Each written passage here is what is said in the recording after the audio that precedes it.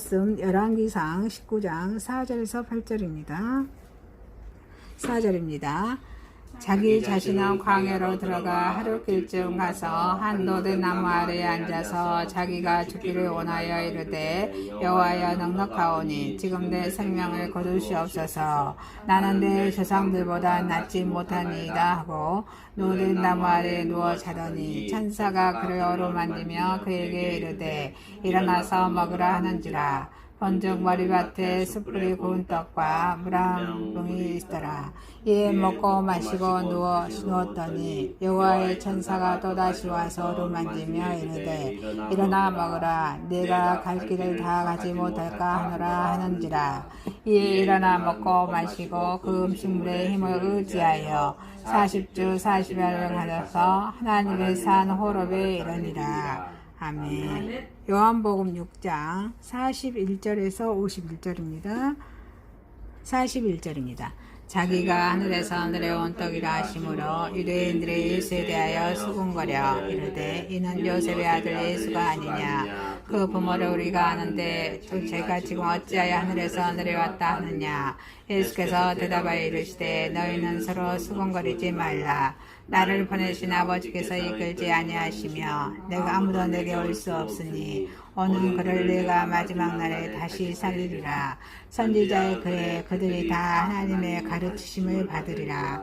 기록되었은즉 아버지께 듣고 배운 사람마다 다행에도 오느니라. 이는 아버지를 본 자가 있다는 것이 아니니라. 오직 하나님에게서 온 자만 아버지를 보았느니라. 진실로 진실로 너에게 이르노니 믿는 자는 영생을 가졌나니 네가 곧 생명의 떡입니다. 너희 조상들은 광야에서 만나를 먹었어도 죽었거니와 이는 하늘에서 내려오는 떡이니 사람으로 하여금 먹고 죽지 아니하게 하는 것이니라. 아멘. 에베소서 4장 30절에서 5장 3절까지입니다. 30절입니다. 하나님의 성령을 근심하게 하지 말라. 그 안에서 너희가 구원의 날까지 인치심을 받았느니라. 너희는 모든 악독과 노함과 분냄과 떠드는 것과 비방하는 것을 모든 악의와 함께 버리고 서로 친절하게 하며 불쌍히 여기며 서로 용서하기를 하나님이 그리스도 안에서 너희를 용서하신 것 같이 하라. 그러므로 사랑을 받은 자녀같이 너희는 하나님을 본받는 자가 되고 그리스도께서 너희를 사랑하신 것 같이 너희도 사랑 가운데서 행하라. 그는 우리를 위하여 자신을 버리사 향기로운 제물과 희생제물로 하나님께 드리셨느니라. 음행과 온갖 더러운 것과 탐욕은 너희 중에서 그 이름조차도 부르지 말라. 이는 성도에게 마땅한 말이라. 아멘. 본문 말씀 열왕기상 19장에서 4절에서 8절, 요한복음 6장 41절에서 51절, 에베소 4장 30절에서 5장 3절 말씀으로 하늘에서 내려온 떡이란 제목으로 오늘을 받고자 하겠습니다. 자, 첫 번째, 하늘에서 내려온 떡으로 시리에 찬 엘리야는 일어섭니다. 시리에 찬 엘리야는 일어섭니다. 어쩜 저와 좀 이렇게 비슷한 오늘 말씀입니다. 미리서 준비를 해놨는데 오늘 말씀이 이렇게 또 적용이 됩니다. 하늘에서 내려온 떡, 여러분 무엇이 생각납니까? 하늘에서 내려온 떡 하면은 만나죠. 그 만나는 바로 하나님 말씀을 의미합니다. 자, 하늘에서 내려온 떡으로 시리에 찬 엘리야는 일어섭니다. 여러분, 열왕기상 그 17장에서 엘리야 선지자는 그 바알 선지자가 그 850상 1대1로 싸우죠. 1대 850으로 싸웁니다. 누가 비를 내리게 하시는가? 누구의 기도가 더 센가? 하나님께서는 이 엘리야 기도를 들으셨죠. 그 후상 850명의 그런 선지자를 다 물리치는 위대한 사건을 일으키시고 18장 갈멜산에서 있었던 사건 또 그런 아합의 그런 아내 이세벨이 이런 엘리야를 죽인다고 하니 엘리야가 도망쳐서 나옵니다. 그런 오늘의 본문의 말씀이에요. 이 엘리야가 이렇게 이리한 자라고 해서 항상 현명한 것은 아니다는 것입니다. 엘리야도 사람의 성정을 갖고 있는 몸입니다. 엘리야는 우리가 결코 실패하리란 생각도 못했던 바로 그 지점에서 엘리야도 실패했습니다. 하나님의 위대한 종들도 우리의 같은 성정을 지닌 사람들이라는 사실을 저 여러분 알아야 될 줄 믿습니다. 우리 구주 예수 그리스도처럼 우리의 약점을 나누어 가진 자들입니다. 그래서 우리도 장점도 있고 또 영광을 함께 나누는 자가 될 수 있습니다. 그런 반면에 또한 단점으로 인해서 온전케 하시는 하나님을 더욱 의지할 수 있다는 것입니다. 이 단점이 있기에 더 하나님을 의지할 수 있는 그런 믿음이 있는 자입니다. 그래서 믿는 자들에게는 모든 일이 가능하다는 것입니다. 엘리야의 실패를 다른 본문 말씀에서는 우리는 다음과 같은 사실을 통해서 하나님의 크신 섭리들을 느낄 수 있는 것입니다. 그래서 3절에 저가 이 형편을 보고 그 생명을 위하여 도망하여 말씀하십니다. 이 갈매산 18절에 갈매산에서 하늘로부터 불을 내리게 하고 또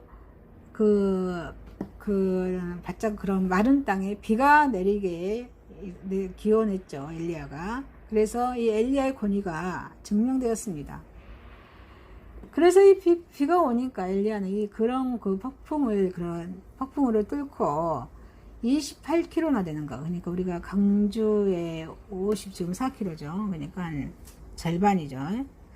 28km씩이나 되는 왕의 그런 마차를 인도해서 달립니다. 달리고 또 이 아합 왕에게 충성심을 또 표합니다. 그래서 이 모든 일을 이룬 후에도 그 아합의 왕 그런 아내 이세벨의 그런 교만함과 증오심이 아주 사그러지지 않고 엘리야를 보고 보았습니다. 그래서 이 엘리야는 어쩝니까? 이 엘리야는 그때 얻은 그런 모든 보답의 전부는 그 엘리야가 바알의 선지자를 죽였기 때문에 그 엘리야의 생명도 내일 이맘때쯤 죽음을 당할 것이라는 그 소식을 듣게 됩니다. 그래서 엘리야는 자신의 생명을 위해서 호렙산으로 도망하는 오는 말씀이에요. 그래서 그 엘리야는 두려움, 시리에 가득 찬 그런 하나님을 잊었습니다. 저도 그랬어요. 저도 엊그저께 있던 사건으로 인해서 무서워요. 두렵고요. 떨리고요. 그 안에 무엇이 들어있는지 모르겠지만 아무튼 두렵고 떨려요. 이와 똑같은 모습이었습니다. 두려움과 시리에 찬 그런 하나님을 잊었고 이스라엘이 현재 영적 지도자를 필요로 하고 있다는 사실조차로 까맣게 잊어버렸습니다. 저도 마찬가지였어요. 이 선교회를 팔고 빚을 청산을 하고 어떻게 방법이 없을까? 그래서 기도에 들어갔죠. 그래서 오늘 자기 목숨을 보존하는 일만을 엘리야는 생각했습니다. 믿음으로 그 엘리야는 아합과 바알의 모든 선지자들 앞에서 담대하게 섰습니다. 그런데 이제 이 엘리야는 두려움에 사로잡혀서 그 무도한 그 이세벨의 여인의 그런 공갈과 협박과 위협 앞에서 도망을 친 것입니다. 하나님의 힘을 힘입어서 담대하게 싸우던 자가 이런 자리에 있다니 아마 얼마나 수치로운 그런 일이 아닙니까? 그래서 고린도전서 10장 12절에 말씀하십니다. 그런즉 선줄로 생각하는 자가 넘어질까 조심하라. 이렇게 이 말씀에서 권면하고 있습니다. 4절에 그가 죽기를 구하여 가로되 여호와여 넉넉하오니 지금 내 생명을 취하옵소서 라고 엘리야는 기도드립니다. 이 엘리야는 단순히 자기 목숨이 구원되기를 바라는 것은 아무 소용없는 일의 것처럼 알았음에도 불구하고 어때요? 자기 목숨 위해서 구하는 것은 아무 소용없다는 것은 압니다. 그럼에도 불구하고 이런 기도를 드렸다는 거예요. 내 생명을 취하소서 기도를 드렸다는 것이죠. 그래서 그 엘리야는 자기 중심적인 삶은 틀림없이 슬픔을 당하게 됩니다. 우리에 관한 하나님의 뜻과 목적의 그 흐름에서 한 발짝을 벗어날 때 우리의 마차에 바뀌는 힘겹게 들어갈 것이 분명합니다. 그런 우상과 도덕의 타락으로 이 나라가 좀먹어가는 그런 때에 하나님 편에 서서 목숨을 내어놓고 우상과 싸울 수 있는 정의의 사람이 필요하다는 것입니다. 저와 여러분이 지금 필요하다는 것입니다. 아니십니까?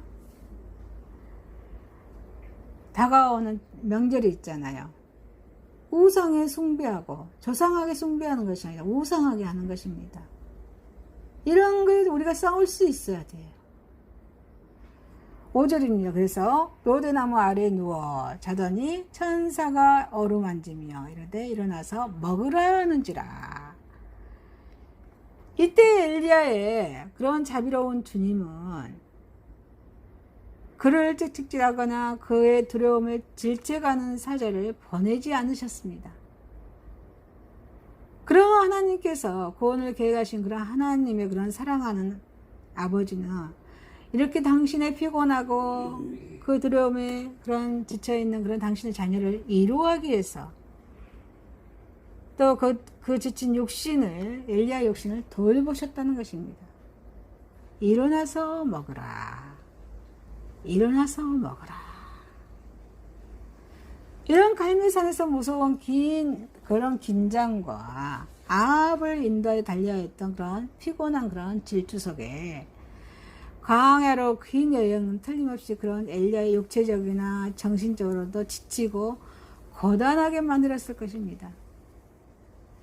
하나님에 의해 공급된 이 치료제는 숯불에 구운 떡과 한 병의 물이었습니다. 이 하나님께서는 이 엘리야의 신체 구조를 허락하면 너무 잘 알고 계셨습니다. 그래서 천사가 그를 어루만지기까지 하면서 그가 얼마나 오랫동안 잠을 잤는지 알 수 없습니다. 엘리야는 푹 잠을 잤습니다. 천사가 만졌다는 것입니다. 아마도 엘리야는 쇠약해질 때 쇠약해져서 만약에 천사가 일어나서 먹으라고 그를 깨우지 않았다면 이 엘리야는 그대로 죽음을 이루는 그런 잠을 자고 있을지도 모르는 일이었습니다. 저와 여러분 여기서 임재하시는 하나님의 또 다른 모습을 부드러운 그런 주님의 손길로 이런 시대에 가득 차 있는 그런 하나님의 그런 사람들을 어루만져 주시며 이렇게 부드러운 목소리로 나서 살아있는 그런 양식, 그분을 먹으라고 명하시는 성령님의 존재를 생각하고 상기하게 된다면 저와 여러분 어떻겠습니까? 아마도 그 부드럽고 사랑스러운 그런 손길이 바로 지금 저와 여러분에게도 어루만지고 계신 줄 믿습니다. 저도 마찬가지예요. 그런 시리에 빠졌을 때 만지고 계셨습니다. 하나님께서 평안함을 주시고 또 일어서게 하십니다. 그래서 8절에 이 엘리야는 다시 일어나서 먹고 마시고 식물의 힘을 의지하여서 40주 40야를 향하여서 하나님의 산 호렙에 이르게 됩니다. 이 엘리야가 취한 그런 처음 음식은 그의 영혼을 구했습니다. 그리고 두 번째 그 취하는 그런 음식은 하나님을 위한 증인이 될 수 있게 해 주셨습니다. 그래서 40일간의 그런 40주야 40이야 그런 40일간의 여행은 그의 힘에 의해서 이루어진 것이 아니라 하나님이 선물해 주신 힘에 의해서 행해진다는 사실입니다. 그래서 그에게 주어진 이 은혜는 그 엘리야를 하나님의 산에 이르게 하는데 충분했습니다. 그것이 320km 여행이에요. 그러니까 우리 강주로 왕복 몇 번이에요? 한 5번 정도죠. 320km 여행입니다. 이 모든 것이 하나님의 은혜로 주어진 선물은 일어나서 먹으라는 그런 주님의 음성에 순종하는, 그 부름에 순종하는 모든 사람들의 일을 가능케 한다는 사실을 명확히 보여주고 있습니다. 하나님의 복된 말씀 안에 거하는 그런 그분의 모든 자녀의 손닿는 영역 내에 있는 그 식물의 힘을 아직도 알지 못하고 있는 자가 있을까요? 말씀의 그런 능력을 아직도 알지 못하는 자가 있을까요? 실망하고 낙담한 영혼이고, 알지 못하는 자는 실망하는 자입니다. 낙담하는 자입니다. 그래서 이는 당신을 위한 하나님께서 저와 여러분을 부르고 계신다는 것입니다. 아니십니까? 그래서 일어나 먹어라. 먹으십시오. 에레미야서 15장 16절에 내가 주의 말씀을 얻어 먹었사오니 주의 말씀은 내게 기쁨과 내 마음의 즐거움이라 말씀하고 계십니다. 하늘에서 내려온 떡으로 시리에 찬 엘리야는 일어섭니다. 저와 여러분도 힘들고 괴로울 때, 시리에 찰 때 하늘에서 내려온 생명의 떡으로 일어서는 저와 여러분이 되시기를 주님의 이름을 축원드립니다. 아멘. 두 번째입니다. 하늘에서 내려온 생명의 떡입니다. 예수님께서 많은 병자를 고치시죠. 그래서 그것을 보고 많은 사람들이 어때요? 예수님을 따라와요. 2절에 요한복음 6장에 보시면 2절에 따라옵니다. 그래서 예수님께서 그 기적을 또 일으키, 오병이어의 기적을 일으키죠. 물고기 2마리와 떡 5개로 5,000명 먹인 사건을 일으키십니다. 이것이 오병이의 기적이죠. 이 기적 이후에도 많은 무리들이 계속해서 예수님을 쫓아옵니다. 그래서 예수님께서는 이들의 믿음을 가지고 자신을 따르는 것이 아니라 이들이 누구를 따라요? 표적을 보고 또 떡을 먹고 배부른 까닭 자신을 따르는 것임을 아셨습니다. 26절에 표적을 보고 따르는 것을 알았어요. 이 많은 무리들이. 그래서 이때 예수님께서 그 참된 기적은 오병이의 기적이 아니고 성육신의 기적임을 가르쳤습니다.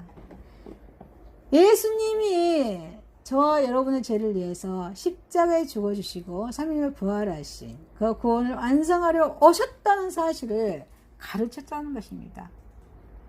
이게 기적입니다. 진실로 백성들이 먹어야 할 떡은 육신을 만족시킬 떡이 아닙니다. 우리의 영혼을 만족시키기 위해서 하늘에서 내려온 떡임을 가르치셨다는 것입니다. 그래서 하늘에서 내려온 떡은 구약을 배경으로 합니다. 그렇게 출애굽한 이스라엘 백성들은 출애굽기 16장에 보니까 이스라엘 백성들이 출애굽하죠. 그래서 그 광야 생활하면서 아무것도 먹을 것이 없는 그 광야에서 하늘에서 내리는 만나를 먹었던 것입니다. 그런데 문제가 생기죠. 매일의 만나였다는 사실입니다. 그것이요. 매일 날마다 먹어야겠다는 것. 날마다 내려주셨습니다. 이 말씀에서 우리의 삶이 매일 하루도 빠짐없이 그 예수님을 만나야 함을 상징하는 이 말씀이에요. 아니십니까? 예수님을 만나야 됩니다. 기적은 다른 것이 기적이 아닙니다. 예수를 매일 만나지 않고서도 살 수 있는 것이 기적입니다. 출애굽한 이스라엘 백성들이 매일의 만나를 먹어야 함을 얻고 살 수 있었던 것처럼 저와 여러분도 역시 말씀과 묵상을 통해서 예수님을 만남으로써 그런 힘을 얻고 살아가는 정상적인 그리스도인이 되어야 할 줄 믿습니다. 그래서 하늘에서 내려온 떡은 겸손의 떡이었습니다. 떡은 하늘에서 내려왔습니다. 하늘의 영광 보좌를 버리고 내려왔습니다. 내려와서 유대인들의 말 그대로 요셉의 아들이 예수님께서 되셨습니다. 그래서 천하디 천한 목수의 아들이 된 것입니다. 한마디로 겸손의 떡이었다는 말씀입니다. 예수님이 이러한 비하가 없었다면 이 세상을 구원할 능력은 없었습니다. 그런데 문제는 오늘날 우리 예수 그리스도를 따라가는 그런 따라가면서 자기를 비하하는 자들이 있느냐 하는 것입니다. 진실한 성도라면은 자기 비하를 통해서 살릴 수 있는 영혼들이 수없이 많은데도 너무도 꿋꿋이 자기 자리를 지키고 있지 않는가. 자신을 반성해 봐야 될 줄 안 보아야 된다는 것입니다. 하늘에서 내려온 떡은 또한 희생의 떡입니다. 떡이 떡으로만 남아있으면 그건 더 이상 떡이 아닙니다. 자신을 주워 먹게 할 때 이것이 진정한 떡이 되는 것입니다. 예수님께서 제후 만찬석상에서 떡을 떼어서 제자들에게 주시면서 마태복음 26장 26절에 받아 먹어라. 이것이 내 몸입니다. 받아 먹어라. 이것이 내 몸입니다. 말씀하십니다. 자신의 일부를 주신 것이 아니라 자신의 몸 전체를 주신 것입니다. 이런 희생적인 삶은 우리의 모범이 되는 삶입니다. 예수님께서 자기 자신의 전체를 이렇게 주셨는데 우리는 그 일부분만, 그것도 아까워서 마음으로 드리는 성도가 되어서는 안 된다는 것입니다. 하늘에서 내려온 떡은 살리는 떡입니다. 이 광야에서 이스라엘 백성들은 40년 동안 만나를 먹었어도 죽었습니다. 그것은 사람의 육체만을 살리는 떡이었기 때문입니다. 만나를 먹으면 죽습니다. 육체는 죽습니다. 그러나 하늘에서 내려온 떡은 사람의 영혼을 살리는 떡입니다. 그래서 이 떡을 떼는 데는 죽어요, 안 죽어요? 죽지 않습니다. 육체가 죽더라도 예수님께서 마지막 날에 그 생명을 살리십니다. 여러분, 저와 여러분도 당장의 즐거움이 없더라도 하늘에서 내려온 생명의 떡으로 먹고 마시며 살아가는 저와 여러분 되시기를 주님의 이름으로 축원드립니다. 세 번째입니다. 하늘에서 내려온 떡으로 살아가는 성도들이 피해야 할 죄입니다.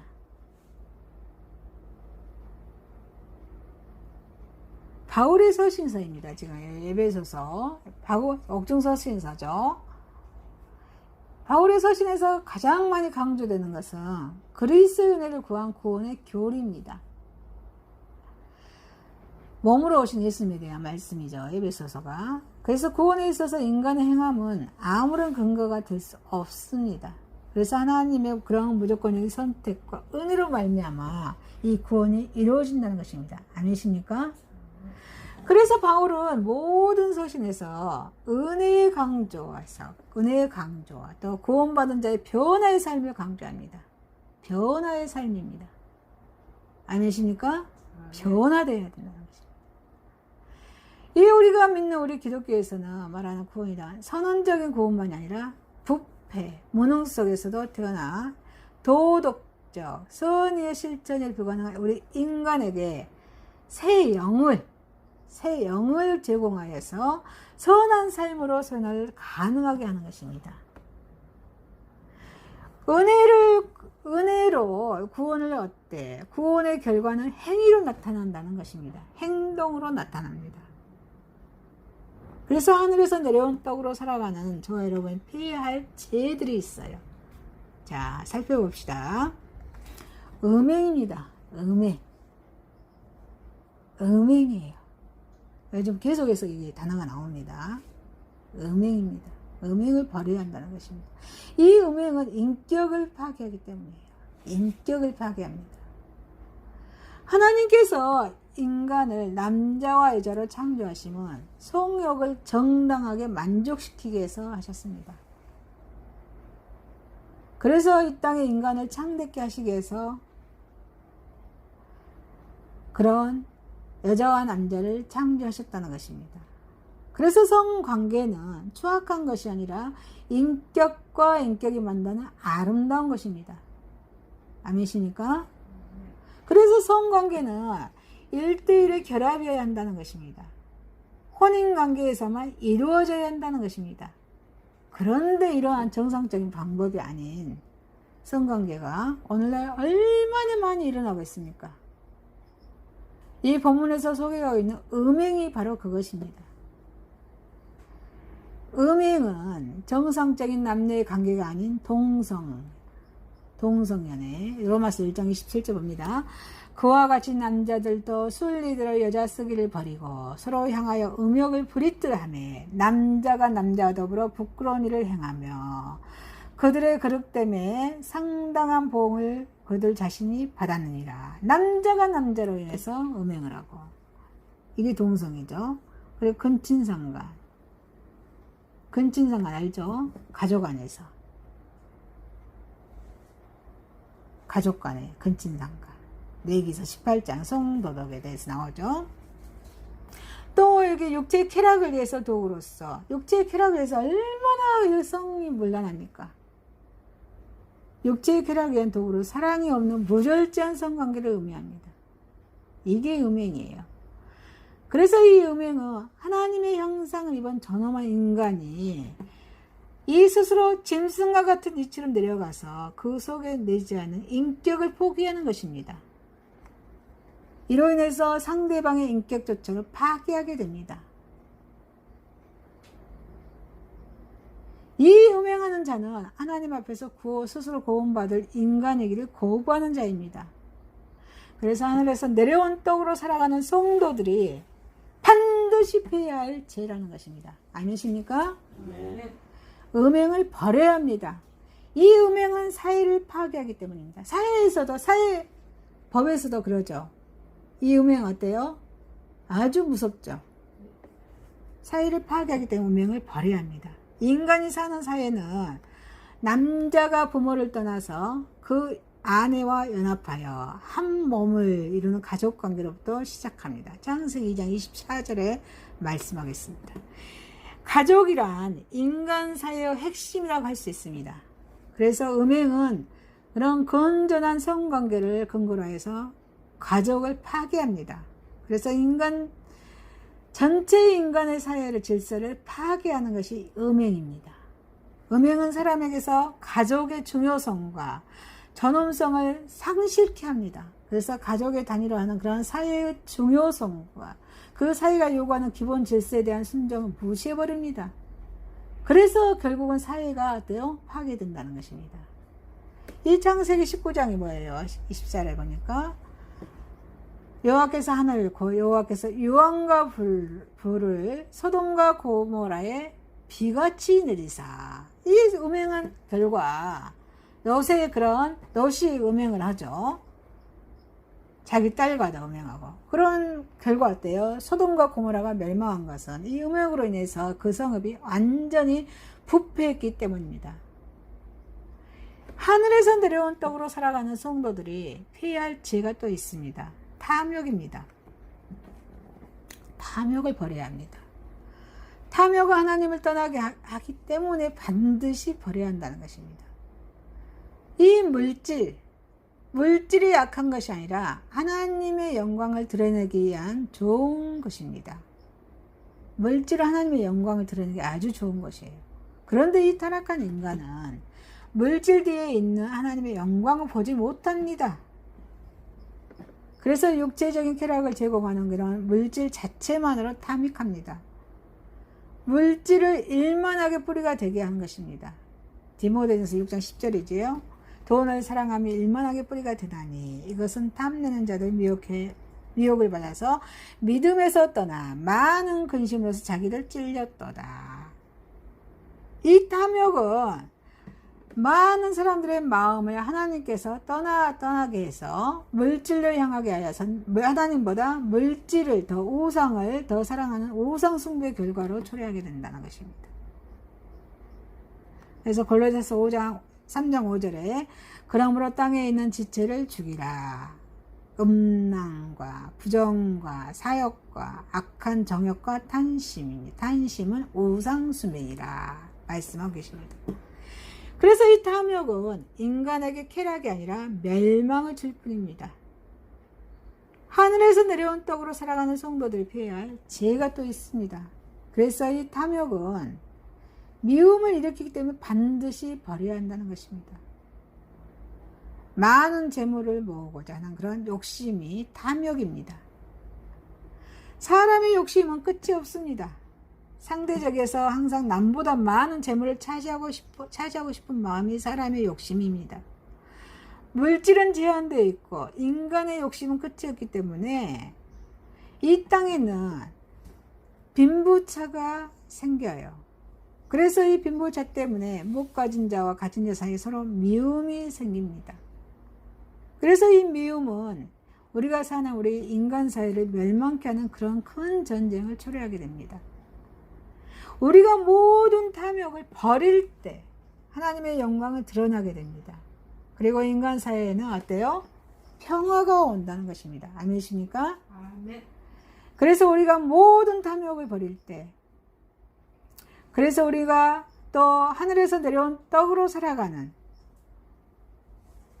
저와 여러분이 또 피할 죄가 또 있어요. 어느 죄를 짓지 말아야 한다는 것입니다. 어느 죄. 어느 죄. 어느 죄는 자아를 상실합니다. 그래서 4절에 본말씀 4절에 누추함과 어리석은 말이나 희롱의 말을 금지하라. 자신은 변명하기 위한 구차한 말이나 현재 이익을 위해서 하는 어리석은 말이나 남을 업신여기는 희롱의 말들은 진실된 자아의 모습과는 다른 모습의 자신의 모습을 만들어냅니다. 보다 나은 자신의 모습을 소망한다면 우리는 그 고상하고 덕이 되는 말을 해야 될 줄 믿습니다. 덕이 되는 말을 해야 될 줄 믿습니다. 그래서 어느 죄를 짓지 말아야 한다는 것입니다. 어느 죄를 짓게 되면 불신이 찾아옵니다. 이 공동체를 살아가는 이 인간의 관계에 있어서 중요한 것이 뭐예요? 신뢰입니다. 신뢰. 이 신뢰가 깨져버리면 다 깨지게 되어 있습니다. 그래서 어리석은 말이나 거짓말, 정확히 알지 못한 그런 일들도 말하지 말아야 한다는 것입니다.